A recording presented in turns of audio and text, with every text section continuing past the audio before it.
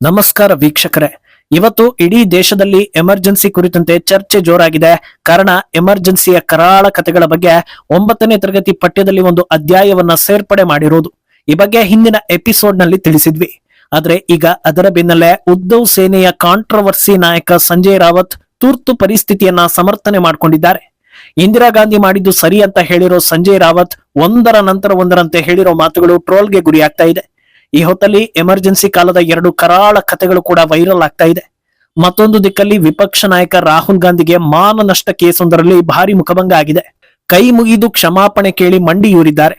ಇದು ಅವರೇ ಈ ಹಿಂದೆ ಹೇಳಿದ ಸ್ಟೇಟ್ಮೆಂಟ್ಗೆ ತಾಳೆ ಆಗ್ತಾ ಇದ್ದು ತೀವ್ರ ಹಿನ್ನಡೆಯನ್ನ ತರಿಸ್ತಾ ಇದೆ. ಇದೆಲ್ಲವನ್ನ 1 by 1 ವಿವರಿಸ್ತಾ ಹೋಗ್ತೀವಿ. ಈ ವಿಡಿಯೋವನ್ನ ತಪ್ಪದೆ ಕೊನೆ ತನಕ ನೋಡಿ. ಅದಕ್ಕೂ ಮುನ್ನ ಮೀಡಿಯಾ ಮಾನ್ಸ್ಟರ್ ಚಾನಲ್ ಅನ್ನ ತಪ್ಪದೆ ಸಬ್ಸ್ಕ್ರೈಬ್ ಮಾಡಿ. ಎಮರ್ಜೆನ್ಸಿ ವಿಚಾರ ರಾಜಕೀಯವಾಗಿ ಬಿಜೆಪಿ ಪಾಲಿಗೆ ಒಂದು ದೊಡ್ಡ ಬ್ರಹ್ಮಾಸ್ತ್ರ ಅಂದ್ರೆ ಖಂಡಿತ ತಪ್ಪಾಗ್ಲಿಕ್ಕಿಲ್ಲ. ಕಾಂಗ್ರೆಸ್ ಕಾಲದ 100 ಹಗರಣಗಳ ಬಗ್ಗೆ ಬೊಬ್ಬೆ ಹೊಡೆದ್ರು ಅದನ್ನ ಹೇಗೆ ಡಿಫೆಂಡ್ ಮಾಡ್ಕೊಳ್ಳೋದು ಅನ್ನೋ ಕಲೆ ದೇಶದ ಹಳೆಯ ಪಕ್ಷಕ್ಕೆ ಇದೆ. ಆದ್ರೆ ಈ ಎಮರ್ಜೆನ್ಸಿಯನ್ನ ಮಾತ್ರ ಯಾರಿಂದಲೂ ಡಿಫೆಂಡ್ ಮಾಡೋದಕ್ಕೆ ಆಗುದಿಲ್ಲ. ಕಾರಣ ಆ ಕಾಲದಲ್ಲಿ ನರಕ ಅನುಭವಿಸಿದ ಸಾಕಷ್ಟು ಜನರು ಈಗಲೂ ಇದ್ದಾರೆ. ಅಷ್ಟು ಈಸಿಯಾಗಿ ಅದನ್ನ ಮರೆಮಾಚೋದಕ್ಕೆ ಸಾಧ್ಯವೇ ಇಲ್ಲ. ಇದೇ ಕಾರಣಕ್ಕೆ ಮೇಲಿಂದ ಮೇಲೆ ತುರ್ತು ಪರಿಸ್ಥಿತಿಯನ್ನ ಮುಂದಿಟ್ಕೊಂಡು ಬಿಜೆಪಿ ಸಿಕ್ಸರ್ ಬಾರಿಸ್ತಾ ಇದೆ. ಈಗ ಸಿಲೆಬಸ್ಗೆ ಸೇರ್ಪಡೆ ಮಾಡಿದ್ದೆ ತಡ ಕೈ ನಾಯಕರು ಯಾರಾದ್ರೂ ಪ್ರತಿಕ್ರಿಯೆ ಕೊಡಬಹುದಾ ಅಂತ ಎಲ್ಲರೂ ನೋಡ್ತಾ ಇದ್ರು. ಆದ್ರೆ ಸಮರ್ಥನೆ ಬರ್ತಾ ಇರೋದು ಮಾತ್ರ ಉದ್ಧವ್ ಸೇನೆಯ ಸಂಜಯ್ ರಾವತ್ ಕಡೆಯಿಂದ. ಇತ್ತೀಚೆಗಂತೂ ಕೈ ನಾಯಕರಿಗಿಂತಲೂ ಕಾಂಗ್ರೆಸ್ ಅನ್ನ ಜಾಸ್ತಿ ಸಮರ್ಥನೆ ಮಾಡ್ತಾ ಇರೋದು ರಾವತ್. ಈಗ ಸಂಜಯ್ ರಾವತ್ ಎಮರ್ಜೆನ್ಸಿಯನ್ನ ಸಾಂವಿಧಾನಿಕ ಪ್ರಕ್ರಿಯೆ ಅಂತ ಹೇಳಿದ್ದಾರೆ. ಈ ಹಿಂದೆ ಕೂಡ ಇದೇ ಸೆಂಟೆನ್ಸ್ ಹೇಳಿ ಜನರಿಂದ ಉಗಿಸಿಕೊಂಡಿದ್ರು. ಆದ್ರೆ ಈ ಬಾರಿ ಪಠ್ಯದಲ್ಲಿ ಸೇರಿಸಿರೋದ್ರಿಂದ ಇನ್ನೊಂದೆರಡು ಸೆಂಟೆನ್ಸ್ ಎಕ್ಸ್ಟ್ರಾ ಸೇರಿಸಿ ಹೇಳಿದ್ದಾರೆ. ದೇಶದಲ್ಲಿ ಕಳೆದ 12 ವರ್ಷಗಳಿಂದ ಎಮರ್ಜೆನ್ಸಿ ಇದೆ. ಇಂದಿರಾ ಗಾಂಧಿ ಯಾವತ್ತೂ ಸಂವಿಧಾನವನ್ನ ಹಾಳು ಮಾಡ್ಲಿಲ್ಲ, ಬದಲಾಗಿ ಸಂವಿಧಾನವನ್ನ ಉಳಿಸೋ ಕೆಲಸ ಮಾಡಿದ್ರು. ಅವರು ಯಾವತ್ತೂ ಪಕ್ಷಗಳನ್ನ ಪೀಸ್ ಮಾಡ್ಲಿಲ್ಲ ಅಂತ ಹೇಳಿ ಬಿಜೆಪಿಗೆ ಟಕ್ಕರ್ ಕೊಡೋದಕ್ಕೆ ನೋಡಿದ್ರು.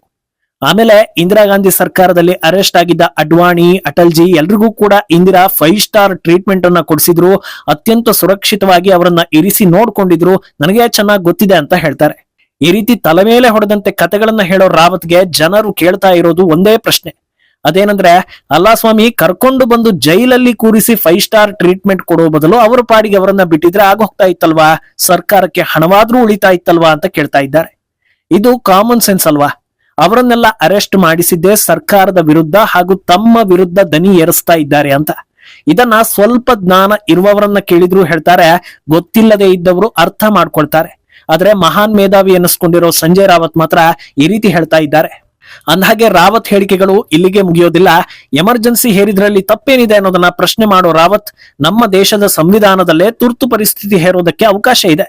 ಯಾವಾಗ ಅರಾಜಕತೆ ಉಂಟಾಗ್ತಾ ಇದೆ, ಪರಿಸ್ಥಿತಿ ಕೈಮೀರಿದೆ ಅನ್ಸುತ್ತೋ ಆಗೆಲ್ಲ ಎಮರ್ಜೆನ್ಸಿಯನ್ನ ಹೇರ್ಬೋದು. ಅದರಲ್ಲಿ ತಪ್ಪೇನಿದೆ? ಇಂದಿರಾ ಗಾಂಧಿ ಸಂವಿಧಾನವನ್ನ ಉಲ್ಲಂಘಿಸ್ತಿಲ್ಲ, ಅವರೇ ರಕ್ಷಿಸಿರೋದು. ಇದರ ಬಗ್ಗೆ ಮಕ್ಕಳಿಗೆ ಪಾಠ ಹೇಳ್ಕೊಡುವಂತದ್ದು ಏನೂ ಇಲ್ಲ ಅಂತ ಹೇಳಿದ್ದಾರೆ. ಇದನ್ನ ನೋಡಿದ್ಮೇಲೆ ಜನರ ತಲೆಯಲ್ಲಿ ಹೊಸ ಅನುಮಾನಗಳು ಬರ್ತಾ ಇದೆ. ಅದೇನಂದ್ರೆ, ಎಮರ್ಜೆನ್ಸಿಯನ್ನ ಸಮರ್ಥನೆ ಮಾಡೋ ಸಲುವಾಗಿಯೇ ಕೆಲವೊಂದು ಪ್ರೊಟೆಸ್ಟ್ ಗಳನ್ನ ಹುಟ್ಟು ಹಾಕಲಾಗ್ತಾ ಇದೆಯಾ ಅನ್ನೋದು.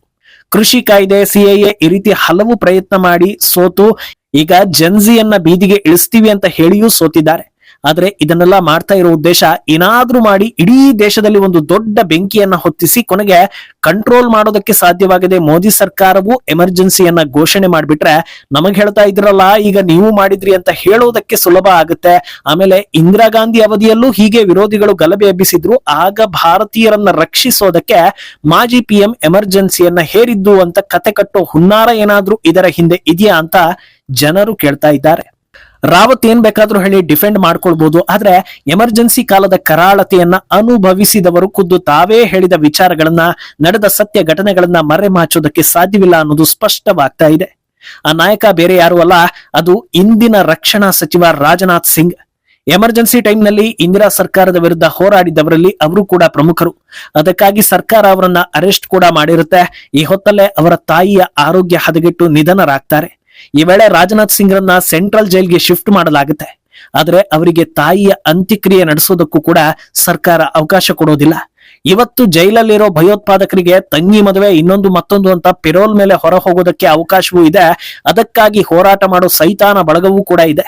ಆದ್ರೆ ಅವತ್ತು ಸರ್ಕಾರವನ್ನ ಪ್ರಶ್ನೆ ಮಾಡಿದ್ದಕ್ಕೆ ತಾಯಿಯ ಅಂತ್ಯ ಸಂಸ್ಕಾರಕ್ಕೂ ಅವಕಾಶ ಕೊಡದ ಮಹಾತಾಯಿ ಆಗ್ತಾರೆ ಇಂದಿರಾ ಗಾಂಧಿ. ಆದ್ರೆ ರಾವತ್ ನೋಡಿದ್ರೆ 5 ಸ್ಟಾರ್ ಟ್ರೀಟ್ಮೆಂಟ್ ಕೊಡ್ತಾ ಇದ್ರು ಅಂತ ಈಸಿಯಾಗಿ ಸಮರ್ಥಿಸಿಕೊಳ್ತಾ ಇದ್ದಾರೆ.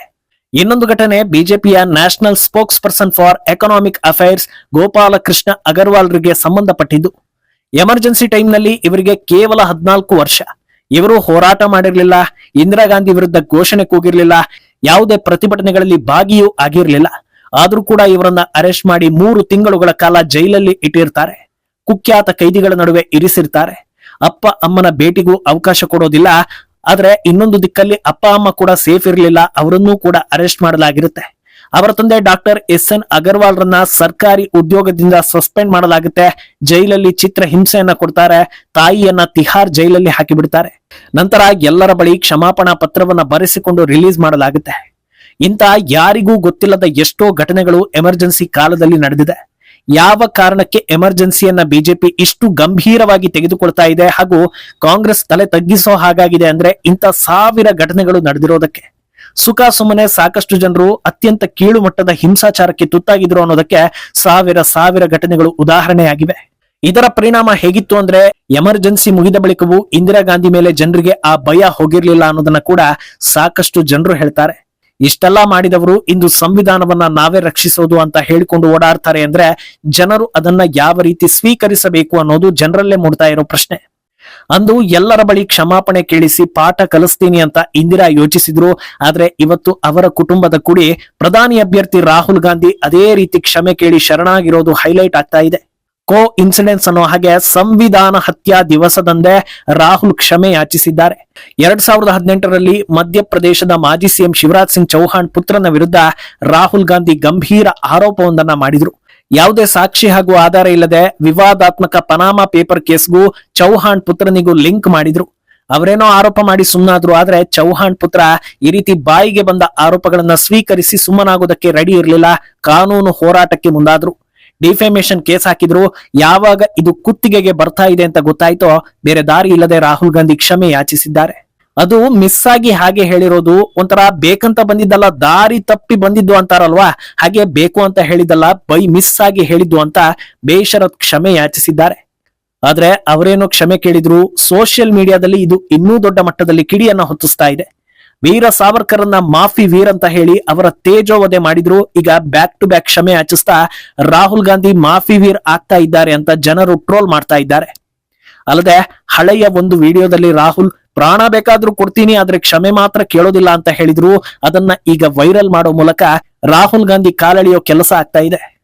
ಮುಂದೇನಾಗುತ್ತೆ ಅನ್ನೋದನ್ನ ಕಾದು ನೋಡ್ಬೇಕು. ಈ ಬಗ್ಗೆ ನಿಮ್ಮ ಅಭಿಪ್ರಾಯವನ್ನ ತಪ್ಪದೆ ಕಮೆಂಟ್ ಮೂಲಕ ತಿಳಿಸಿ.